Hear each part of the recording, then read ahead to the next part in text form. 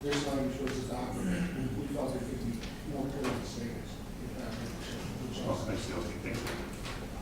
Any other questions? Okay, thank you. Please fill out a witness form. All witnesses today, please have a witness form when you come forward. Anyone else to testify against? Samuel, I hope you'll have your normal brevity. Mr. Chairman, I do this with some reluctance. Sam Licklider, representing Missouri Realtors. Two problems with the bill. One, the congressional district issue. There are 6 board members on the commission. By strictly following that, you have basically 2 from the Kansas City area and 3 from the St. Louis area, leaving 1 for the rest of the state, if I read the congressional district names correctly. The other issue is that the appraisal subcommittee federal can be somewhat capricious.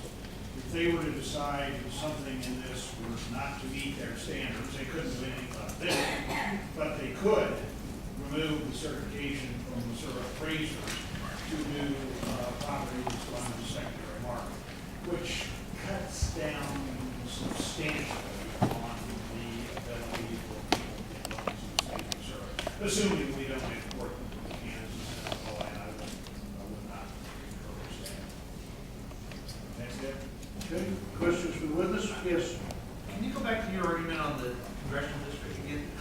If I look at these maps correctly, and this is a worst case scenario, I mean, I'm opposed to good, so I say, okay. Right. You've got a congressional district in Kansas City, and you've got part of the 6th that's also in the Kansas City area, Johnson, Jackson County. And then, if I read this again correctly, in the St. Louis area, and it goes down a little bit into Jefferson County, you've got 1, 2, and 3. So there would be 5, 6, 1, 2, and 3, that's 5. And you could have, the whole problem with limiting it, I understand what the sponsors are attempting to do, and I applaud it.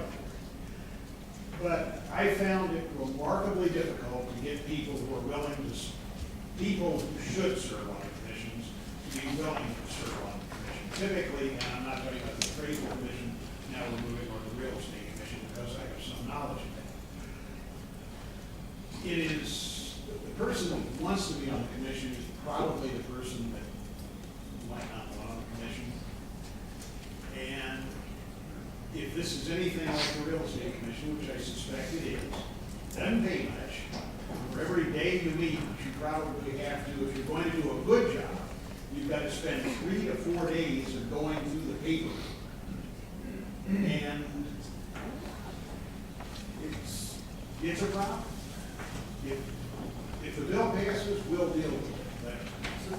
So you're saying that you think there'd be too many people in the Kansas City or St. Louis area? I'm not picking on Kansas City or St. Louis. I'm saying Because there's more people who live there than other places too, so. I understand. And more homes to appraise and everything else. Thank you. Any other questions for the witness?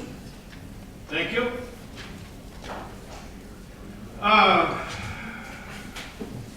Yes, sir. If there's no one else, can I say a few words? You what? If there's no one else, can I say a few words? Yes, go ahead. As part of is the congressional district thing, which I think is a lot of fun, because presently you could have 7 people from St. Louis serve on there. You could have 7 people from Kansas City serve on there. So I think each congressional district is almost 1 million people. Surely there's somebody in that 1 million people and the appraisers in that area that could assess property. So I don't see where that's an issue, because all 7 could come from one district right now. So I think that addresses that. And I also think that if you're being accused by someone of something, you should be, and maybe you should say the client or the licensee or something like that, to allow another professional to get that information. But I think if you're being accused of something, you ought to know who's doing what they're saying about you. And as far as 6 months, 12 months, I don't really know what that ought to be. Maybe it should be a year, maybe it should be 6 months, maybe it ought to be 3 months. I don't, maybe he's got some suggestions there. Way to word that would be fine with me. The direct competitor thing, that's the only definition I could come up with. Open to suggestions there. Well, I always try to get to the heart of something if I can, and to me, I'm not sure, I can't see, I'm like you, I guess I can't see where the congressional districts are any worse than what you have today, it might be even better. I guess the main purpose here is really, we just want to make sure that people, if they don't get resolution, at least get notified of what the hell's going on in a period of time. I mean, waiting months and months and months and maybe years to find out what's happening doesn't make a lot of sense to me. It sounded as though, from one of the previous testimonies, you would have somewhere between 50 and 100 complaints a year, at the worst. You know, I would think a board ought to be able to resolve most of those in a year. I think if you look at other boards, you'll find they have that or more, and they seem to resolve them. So those are the things that I see coming out of this that sounds to me like they need to be addressed.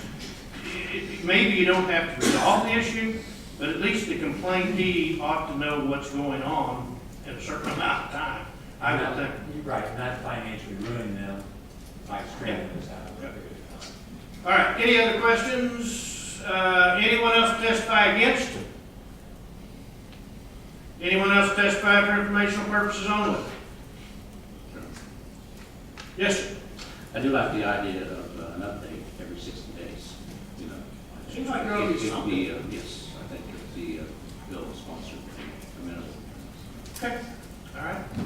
If no one else to testify for informational purposes only, closes the hearing on Senate Bill 955. Back to the Duggar Show. And I hope, Tony, we can keep the brevity that you had on that first bill, buddy.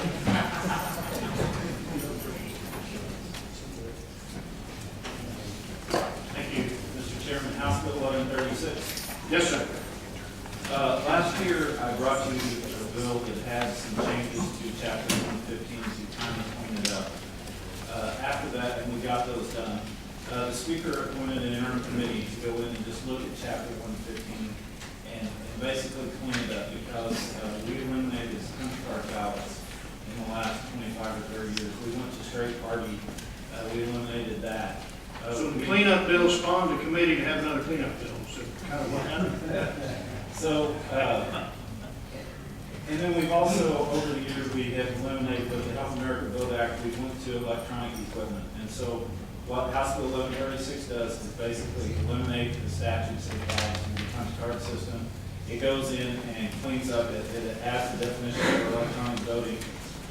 Mr. Chairman, I've vetted this bill with everyone that I could possibly think of that has sat down and had some input on this bill. So it's basically just a clean up Chapter 115. Okay. Questions for the sponsor? None? Seeing none? You have any witnesses yourself? Anyone to testify? Oh, we got a guy jumping up already. Testify in favor of House Bill 1136. I'll be very brief, Mr. Chairman. Mark Rhodes appearing before the committee on behalf of the Missouri Association of County Clerks and election authorities. And we want to thank the sponsor for this. It is the culmination of months and months of work, regional meetings between all of the clerks in the state. There's no controversy here that we can see, and we appreciate the consideration. So we're going to have two cleanup bills back-to-back years, so we should hear from clerks for 10 more years, right? Not on cleanup.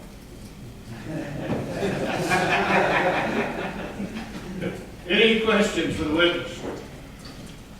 Thank you. Thank you. Next, anyone testify in favor of House Bill 1136? Seeing none, anyone testify against House Bill? Oh, Sam, not again.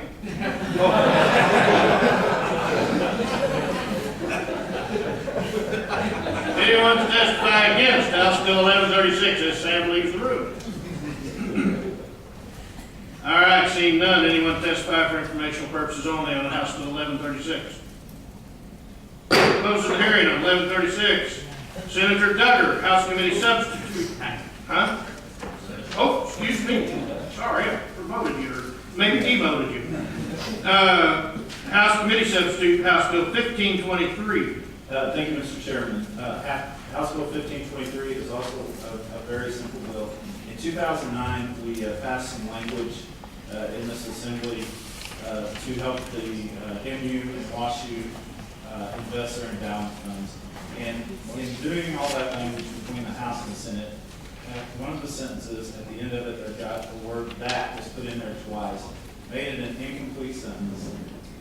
It has made it difficult for the way that they invest their endowment funds in a timely manner. This bill just simply cleans up that. So this is basically allowing them to move money around in their endowment funds. Yes, and this, let me say this would benefit them as much as 3% earnings on these funds, which would make more scholarship money available to kids. Now, I understand most of this money would go to scholarships. Yes. Okay, any questions for the sponsor? Yes, sir. I just flipped to the back page and looked at this, and so you said they had one too many that's, and now you're deleting both that's. Yes. All right, thanks. Do you have witnesses? Yes, I do. I have a witness here from MU, I believe. Please come forward. No, it does not.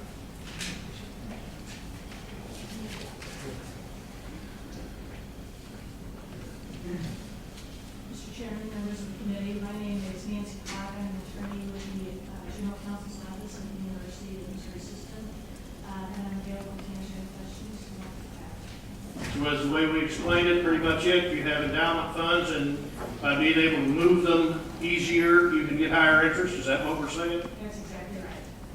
Okay. Any questions for the witness?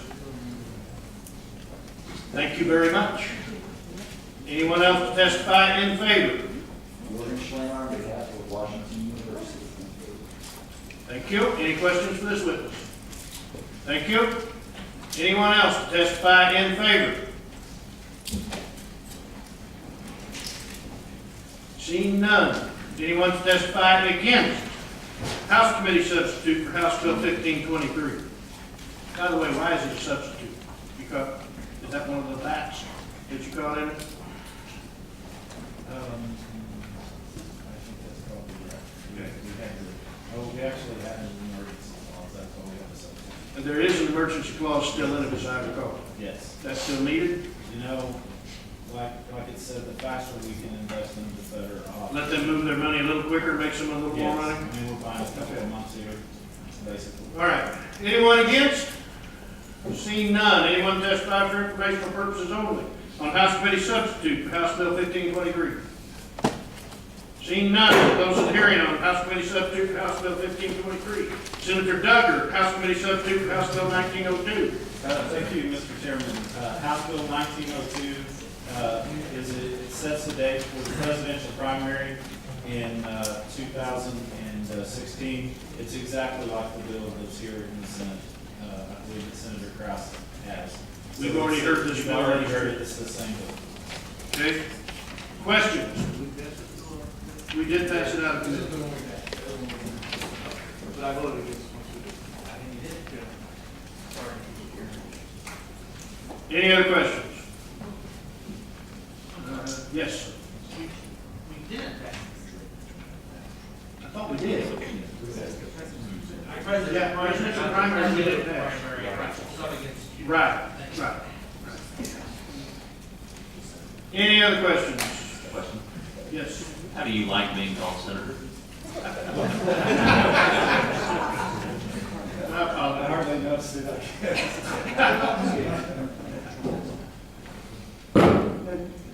Representative, and this is my problem with this bill. I mean, $37 million to move the presidential primary. How do you justify that?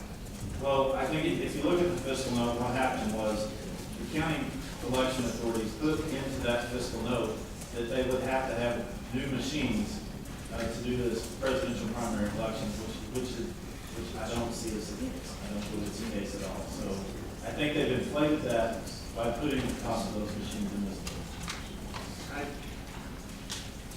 All right, thank you. Any other questions? All right, anyone to testify in favor of House Committee substitute, House Bill 1902? Seeing none, anyone to testify against House Committee substitute, House Bill 1902? Seeing none, anyone testify for informational purposes only on House Committee substitute for House Bill 1902? We have it.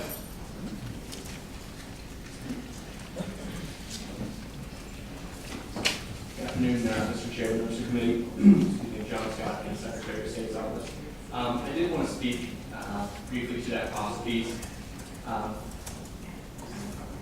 Any voting machines that are used, and I think the House bill, like the Representative said, is similar to the committee substitute. We would move the presidential primary to March. I think it started out as April or March. Any machine used in a March election, I think it might be March 15, 2016 under this bill, wouldn't be able to be used for the April municipal election. There's a piece in statute that says once you've used a machine, they've got to stay locked up and sealed in storage for the period under which an election can be challenged, 30 days. So those are machines that wouldn't be able to be utilized by election authorities. I don't know how they would, it would be up to them to figure out how they would administer that April election without use of X number of machines that they used in March. That's where I think some of the cost is coming from. At least that's where Jackson County said it would be about $2 million just for Jackson County. So that's where we're coming from. So did they kind of, I don't know how to ask this, I guess, some machines might not be able to use, so did they just kind of say, well, we'd have to replace them all, we'd have to have the same amount of machines back? I mean, how'd that work? So I don't know that they said we would have to do away with or sort of double up the machines that they currently have. I would have to go back and look at exactly the wording of the fiscal note, but we're talking about the purchase and programming and storage of additional machines, or telling voters, hey, in this election we're going to use half the machines, however they want to ration those, or maybe hand count some, or it would be an issue. I think the folks that say that April would be, there's an argument out there that April would also be complicated, and I think that's right, April would be complicated, and I think that that's a valid concern. There would be absentee ballots going out there for more than one election. They may have to print different types of absentee ballots, maybe different colors, all kinds of stuff. But we're talking about complicated either way, but one election being much more expensive, that being March versus April, where you can have the election in conjunction with the municipal election. Okay. Question? My understanding is you can't use the same machine for a presidential primary and an April municipal election. I mean, you can't, I mean, even if they're on the same day, you have to have two machines. I think you would have to, and I'm not an expert on every type of machine, but I think you probably would. You would have to take some machines, okay, these are going to be the machines that we run through to get an optical scan machine. We're going to use, this is the machine that we're going to program for the presidential primary ballot. This is the machine that we're going to program for the municipal ballot. But I think there's also precedent out there for putting partisan issues on non-partisan ballots. I think that's been done before. So I guess what I'm saying is there are some issues here we really probably need to explore. I think only one party so far has set their calendar for 2016, and we've got a little time to maybe try to figure this out. I'm not advocating for anything other than trying to do what's best for voters and county clerks. Well, I don't think any of us are, but I really don't like to run down to the last minute on that. We did that once before, and it turned out disastrous in my opinion. And I don't think anybody wants to pay for a presidential primary election that isn't going to actually be utilized. But the other piece is that parties could caucus whether this bill is passed or not. I think everybody wants to vote. Yes. Tony, you talked to the clerks, and this is the method that they would prefer, right? Right, but another thing that I wanted to throw in here is the DRE voting machines are only required in federal and state elections. They're not required in the municipal election. So for the biggest part of our jurisdictions, they use that machine in the March presidential primary. They're not required to use that machine in the April election, and the majority of our districts don't use it in the April election. The only thing I'd say to that is you would be talking about electronic voting machines that anyone who wanted to use them in April, they wouldn't be able to use them if they used them in the traditional election. Any other questions for witness? Thank you. Anyone else to testify for informational purposes only on House Committee Substitute for House Bill 1902? Seeing none, closes the hearing on House Committee Substitute for House Bill 1902. I'm going to ask a question. I may do a little change in here. How many people, if you would raise your hands, are here to testify on voter ID?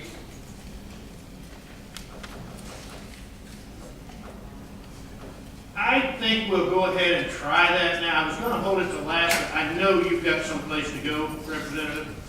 I will try to accommodate you. Let's see if we can knock